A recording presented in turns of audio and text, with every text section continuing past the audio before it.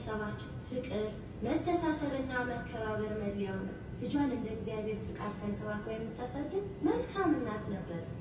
ይህ መልካም ሰብዕናዋ በእርግጥም ከልጅነቱ ጀምሮ በክርስቲያናዊ ስነ ምግባር ተኮትኩቶ ባደገ በልጇ ተገልጿል። ልጃቸው ቅዱስ ቂርቆስን በክርስቲያናዊ ስነ ምግባር ኮትኩተው ነው ያሳደጉ። እድሜው 1 ዓመት ከጥቂት ወራት በሆነ ጊዜ እኔ ክርስቲያን ነኝ ይል ነበር። ይህ ደግሞ ስሙ ቂርቆስ ብለው ለምን እንደሰየሙት ያሳያል። በግሪክ ቋንቋ ቂርቆስ ማለት እግዚአብሔርን የሚወድ ማለት ነው። አንድ ቀን ቂርቆስ ከመስዋዕቱ በፊት በሐዲስ ኪዳን ሰንበት ማለት የጌታ ቀን ማለት ነው እያለች ታስረዳው ነበር።